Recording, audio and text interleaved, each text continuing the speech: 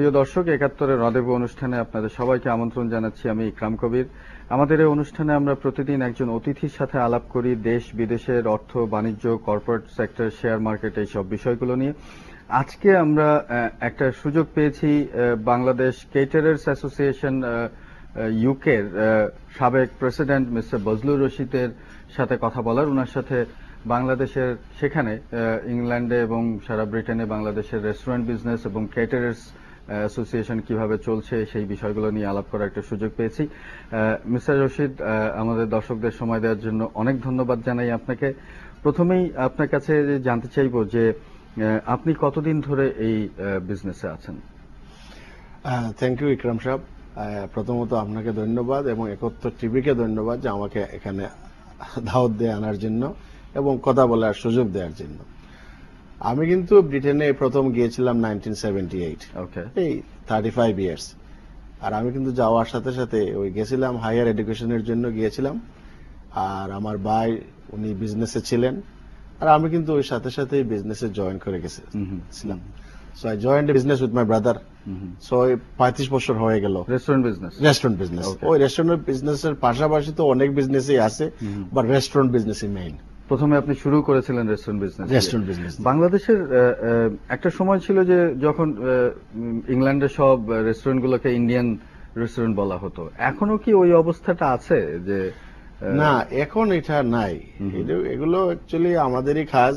আমি বলবো না যে আমার, বাট আমাদের সবার মিলের যে প্রচেষ্টার কারণেই এটা পরিচিতিটা লাভ হয়েছে এটা বাংলাদেশি কুজিন হিসাবে।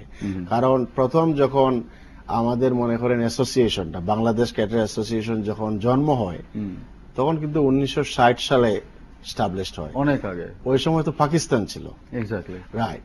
তো আমরা বাংলাদেশ হওয়ার পরে আমরা নামকরণ হয়েছে বাংলাদেশ ক্যাটার অ্যাসোসিয়েশন। পাকিস্তানের সময় ছিল পাকিস্তান ক্যাটার অ্যাসোসিয়েশন। তখন কিন্তু বাংলাদেশ রেস্তোরাঁ বললে সবাই হয়তো চিনত না, সাহস করতো না। ইন্ডিয়ান ফুড নামে আমাদের পরিচিতিটা লাভ করেছিলাম, আমরা অ্যাচিভ করেছিলাম। কিন্তু যখন দেখা গেল যে আমাদের আমরা বিক্রি করতেছি, আমরা এস্টাবলিশ করেছি 90% restaurant owned by British Bangladeshi and managed by British Bangladeshi. তাহলে ইন্ডিয়ান নাম কেন থাকবে?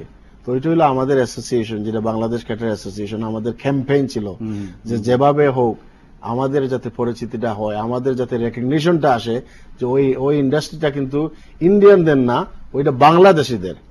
তো তথাপি আমরা আমাদের ক্যাম্পেইন শুরু করেছিলাম অনেক আগ থেকেই। বাংলাদেশ ক্যাটার অ্যাসোসিয়েশনকে ক্রেডিট আমরা দেই এবং আমরা কাজ করেছি। এখন কিন্তু বাকিংহাম প্যালেস বলেন, যেটা আমাদের প্রাইম মিনিস্টার কার্যালয়, যেটা নাম্বার 10 ডাউন স্ট্রিট বলা হয়, মেইন স্ট্রিম মিডিয়া, সব জায়গায় কিন্তু সবাই এখন জানে, ব্রিটিশ এমপিরা, মিনিস্টাররা সবাই জানে যে ওই কারি হাউসগুলো কিন্তু বাংলাদেশিদের এবং বাংলাদেশি রেস্টুরেন্ট এগুলো, এবং বাংলাদেশি ফুডই এখানে হয়। আমি শুনি যে এরকম, আমি যখন যাইও তখনও দেখি যে ওই দেশে যেসব রিয়েল যারা ব্রিটিশ, যারা মাইগ্রেন্ট না, যারা, আমি সাদাদের কথা বলছি, যে তাদের নাকি ফুড হ্যাবিট আপনারা চেঞ্জ করে দিয়েছেন। এটা কিভাবে হলো? এর ইতিহাসটা একটু বলুন। অ্যাকচুয়ালি আমাদের একটা যে এই যে সাকসেস স্টোরি, এটা কিন্তু অনেক বড় করে বলা যায়। এবং আমাদের মাননীয় যে প্রধানমন্ত্রী হার এক্সেলেন্সি শেখ হাসিনা, উনি কিন্তু নিজেই এই গত যে অলিম্পিক ওপেনিং এ গেছিলেন, উনি নিজে এগুলা জানেন, যে বলছেন যে আপনারা তো রেভলিউশন এনেছেন। আমি যখন উনি বললেন যে শি ওয়াজ ভেরি ফরচুনেট যে বাকিংহাম প্যালেসে দাওয়াত পাইছেন বিকজ অফ অলিম্পিক ইনভিটেশন। ওই জায়গায় নাকি সাদারা, মন্ত্রীরা, মিনিস্টাররা, ব্রিটিশ মন্ত্রীরা বলছে যে তোমার দেশের লোকরা এখানে ফুড হ্যাবিট চেঞ্জ করে দিছে। কারণ ও দেশে ফুড হ্যাবিট ছিল ফিশ এন্ড চিপস। আর আমরা কিন্তু যেভাবে অন্য এক দেশ থেকে আরেক দেশে রাষ্ট্রদূত যান, দেশের সবকিছু মনে করেন কালচার সবকিছু তুলে ধরেন, আমরা কিন্তু অ্যাম্বাসেডর হিসাবে ভিলেজে ভিলেজে, গ্রামে গঞ্জে, এমন কোন জায়গা নাই আমাদের কারি হাউস নাই। সুতরাং আমাদের একটা ক্যাম্পেইন হয়ে গেছিল যে কিভাবে আমরা রেস্টুরেন্ট সব জায়গায় করতে পারি এবং আমাদের ফুডকে পপুলারাইজ করতে পারি। এটা করতে করতে এমন হয়েছে এখন আমরা ব্রিটিশদের ফুড হ্যাবিট চেঞ্জ করে দিয়েছি। ওদের নাকি সপ্তাহে একবার বিরিয়ানি না খেলে ওদের ভালো লাগে না। সপ্তাহে একবার তো ফুড, কারি, রাইস যদি না খায় তাদের মনে করে যে খাওয়াই হচ্ছে না। আর আমাদের এখানে লেট ফরেন মিনিস্টার ছিলেন, উনি এখন নমর, রবিন কুক, ফরেন মিনিস্টার, আমরা ফরেন সেক্রেটারি বলে ওই দেশে, আমাদের দেশে ফরেন মিনিস্টার, উনি নিজে বলে গেছেন যে they manage to change the British food habit. এখন আমাদের আর ফিশ এন্ড চিপস আমাদের ন্যাশনাল ফুড না, এখন আমাদের চিকেন টিক্কা মশলা হলো ব্রিটিশদের ন্যাশনাল ডিশ। আর এইটা হলো আমরা যারা ব্রিটিশ বাংলাদেশি, ওরা ইন্ডিয়ানরা না, ব্রিটিশ বাংলাদেশি যারা রেস্টুরেন্ট মালিক, আমরা কিন্তু ওই ডিশটা ইন্ট্রোডিউস করেছি সেখানে, আর ওই ডিশ এখন ইন্ডিয়াতে এক্সপোর্ট হচ্ছে, ওখান থেকে ইন্ডিয়াতে হচ্ছে এবং বিভিন্ন জায়গাতে যাচ্ছে। আচ্ছা, এখন ব্যবসাটা কিরকম? যেমন ধরেন কয়েক বছর আগে আমি শুনেছিলাম যে ব্রিটিশ গভর্নমেন্ট ইমিগ্রেশন আইন একটু টাফ করে দেওয়ার ফলে, আরো বেশি হাইলি স্কিলড হতে হবে এই ধরনের একটা করে দেওয়ার ফলে আপনাদের বাংলাদেশ থেকে কর্মী নিতে, আপনাদের রেস্টুরেন্টে যারা কাজ করবে কর্মী নিতে আপনাদের খুব অসুবিধা হচ্ছিল। তো এখন সেই অভাবটা আপনারা ফিল আপ করছেন কিভাবে? ওই অভাবটা কিন্তু এখনো ওইটাই আমাদের মেইন ডাউনফল হতে পারে ভবিষ্যতের জন্য, ডাউনফল যেটা আমরা অ্যাডভান্স, যেটা সবসময় আমাদের ক্যাম্পেইন, আমাদের অ্যাসোসিয়েশনের পক্ষ থেকে যে ক্যাম্পেইন এবং লবি গভর্নমেন্টের সাথে আমরা করতেছি, যে এত বড় ইন্ডাস্ট্রি, আমরা এইভাবে বলি যে, আমি এইভাবে একদিন বলেছি তাদের কমিউনিটি মিনিস্টারের সামনে যে অ্যাকচুয়ালি ব্রিটিশদের আগে সব ইন্ডাস্ট্রি ছিল, এখন তো there is no true British industry anymore, সব বাইরে চলে গেছে।